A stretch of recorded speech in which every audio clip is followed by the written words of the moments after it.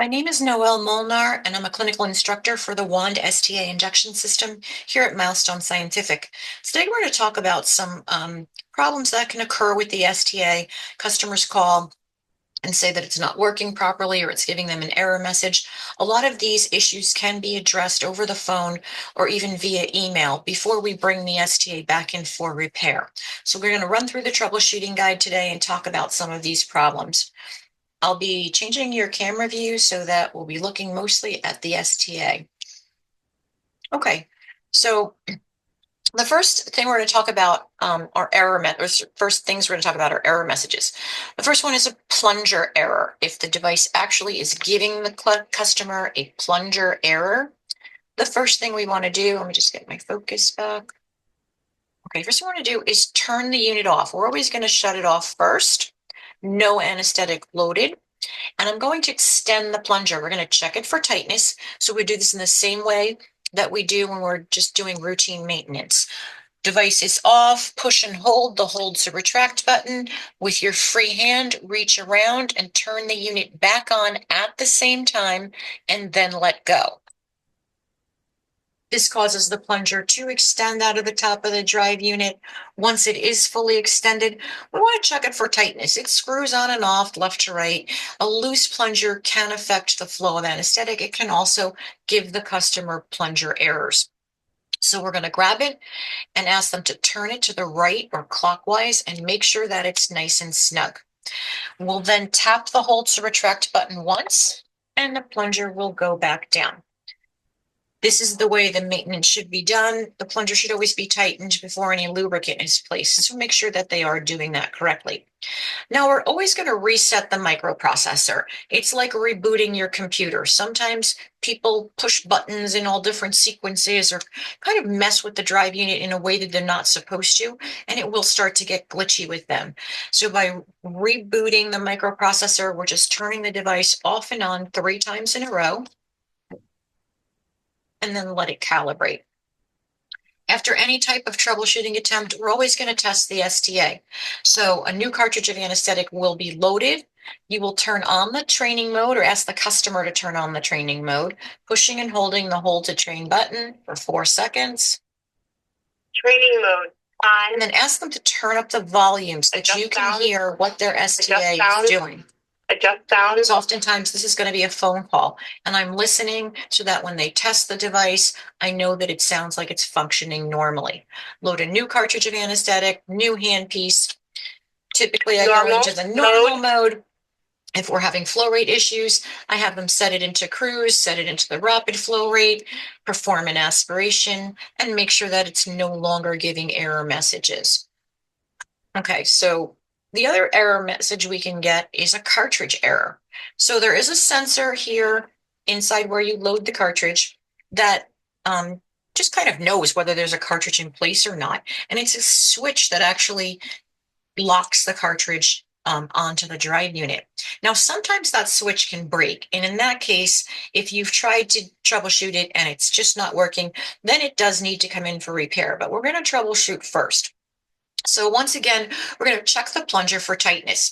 The plunger is what pushes the anesthetic through the cartridge. So if we're getting a cartridge error, we'll go ahead, extend the plunger, check it for tightness, and retract it. We're also then going to always reset the microprocessor, turning the unit on and off 3 times. Then again, we'll ask the client or the customer to load a new cartridge of anesthetic so that we can test it, make sure the volume's up, that it's in training mode, have them go through the flow rates and an aspiration and make sure that it's now functioning normally. We're always going to test the unit after we do any type of troubleshooting. The third type of error message that you can get is a system error. If the STA gives a system error, there is nothing you can do. There's no troubleshooting attempts that can fix it. It has to come in for repair. So a system error, take the anesthetic off, shut the drive unit off, and follow the normal repair protocol. Now, sometimes the flow of anesthetic is incorrect. Maybe they're able to set it into cruise, but it won't go into the rapid flow rate. Maybe no anesthetic is coming out, or they can't stop the anesthetic from coming out. Whatever the case may be, and we're having a flow rate issue, the first thing we're going to do again is check that plunger. Make sure it's nice and tight. We're also going to check the connection of the foot pedal tubing. The foot pedal has everything to do with the flow of anesthetic. I always ask the customer to grab the foot pedal tubing by the clear part of the tubing right near the white dial. Because if you only use the white dial to tighten it, and this is just from my experience, it can slip back a little bit. If you just gently hold the tubing and turn it, it will go as far as it can go. So we'll make sure that that's nice and tight. We'll also ask the client to check the tubing. Just look at it very carefully, the full length of it, and check for any little cracks that might be along the length of the tubing. Sometimes the operatory chair has run over this thing, 500 times, and the tubing will eventually crack. That's going to cause air to escape, and it's going to affect the flow of anesthetic. If they find any cracks in the tubing, and obviously they're going to have to replace the foot pedal. If the office has more than one STA device and the other one is working normally, have them remove the foot pedal from the drive unit that is not working properly, swap it out with one that is, and if that corrects the problem, then obviously they just need to purchase a new foot pedal. Also, if anesthetic flow is incorrect, we want to reset that microprocessor. Again, you always want to do that, sort of as a default, just kind of rebooting the device in case it's been mishandled a little bit. That will just kind of get it back on track. Always, always test the unit by loading a new anesthetic cartridge and handpiece. Go into the different flow rates and aspirations and make sure you're listening while the customer is doing this for you. Sometimes the STA will start to speak another language, or it will start to say numbers instead of words. If this is the case, no anesthetic loaded. Once again, turn the unit off and then push and hold the two volume arrows in the lower right-hand corner. So push them both in at the same time and then turn the unit back on while you're holding those two arrows in. Save. And the device will say saved. Now, sometimes this needs to be done more than once. Sometimes I'll do it once and then it's still speaking another language. Sometimes we have to do it twice. But now, again, we'll go ahead and test the unit and make sure with the training mode on that it is speaking English once again. If not, then of course it has to come back in for repair. Now, sometimes an office will call me and they'll say, oh, the part where the foot pedal connects is broken. So oftentimes I need to confirm that with a picture. I ask them to send me a picture from their cell phone, because if this male portion of the foot pedal connector has broken away from the drive unit, that has to come in for repair. If this part of it is broken, the female part, that can be replaced, but this cannot. So if this is broken off and they send you a picture and you can clearly see that it's been snapped off, that device has to come in for repair. Okay. If the plastic casing on the unit is cracked, and I always ask them that, during any troubleshooting call, because if the casing is cracked, they dropped it on the floor. It's always going to crack if they drop it. This also voids the warranty, so it will have to come back in for repair. There's nothing you can do about that. And again, always test the STA after you've made any troubleshooting attempts. If the device does need to come in for repair, you're always going to want to get the serial number. You're going to want to get the serial number no matter what, because you should be logging your troubleshooting calls, and the serial number is part of that.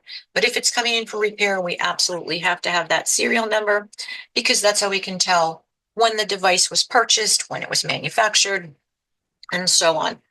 So you always want to get all of that information. If the device is 10 years old or more, it is not eligible for repair. So for whatever date it is or whatever year it is that you're doing your troubleshooting, if it is 10 years old, it cannot come back for repair. If it is more than 10 years old, it cannot come back for repair. It's not eligible. They are looking at purchasing a new unit. Just going to tell you real quickly how to locate the serial number on your STA drive unit. So anytime the STA needs to come back in for repair, we need to obtain the serial number information. Okay, with the unit turned off, ask the customer to turn the drive unit upside down. And so that you can see that there's a little stick figure man here, and there's a barcode. Right near the barcode, either above or below it, there will be an 11-digit number. It will typically begin with the letter Q, like mine does. If it's been previously sent in for repair, it'll start with an R, the year of the repair, and then the Q and the rest of the number. The first 2 digits after the Q tell us how old the drive unit is, meaning when it was manufactured, not when it was purchased.